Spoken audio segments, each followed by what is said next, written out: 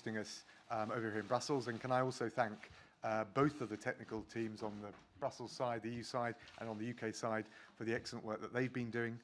We had a very good session today and made valuable progress.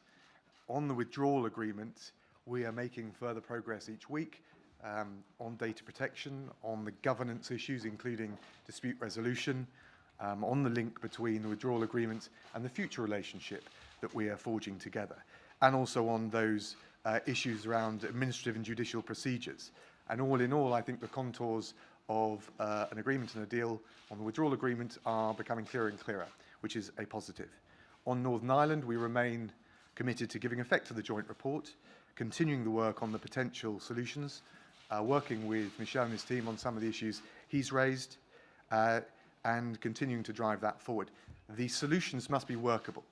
They've got to be workable for the communities living in Northern Ireland and living in the Republic of Ireland, the people affected in their daily lives by what Michel and I are negotiating on behalf of the EU and the UK at the moment.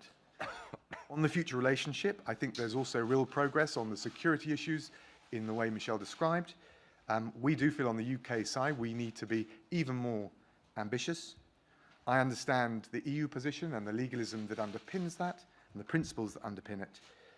But the starting point for the UK is always on the security that we want to maintain as much operational cooperation as is feasible to keep our citizens safe, UK citizens, European citizens, and we've made clear, and I continue to affirm, that Europe's security is the United Kingdom's security.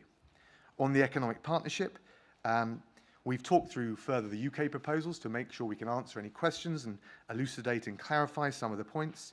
We understand also the EU restraints and the legal framework that underpins those restraints, that they're based on, and there's clearly more work to do. We must remember that beyond Brussels or the Westminster Village or the politicians or civil servants involved in working this through, that actually there are real people affected by the trade negotiations, whether it's the jobs and the livelihoods of UK firms and UK workers, or the jobs and the livelihoods of European and EU workers. And we've got to be really ambitious for all of them in this negotiation. We remain committed to accelerating and intensifying our negotiations. I think we've done well on the substance. I think there's a good dynamic between the two teams. We're committed to the October Council. There's maybe some flexibility, but we're committed to resolving the deal by then. And ultimately, on my side, I am stubbornly optimistic that a deal is within our reach, if both sides grasp the opportunity. Thank you very much. Okay, we'll have time.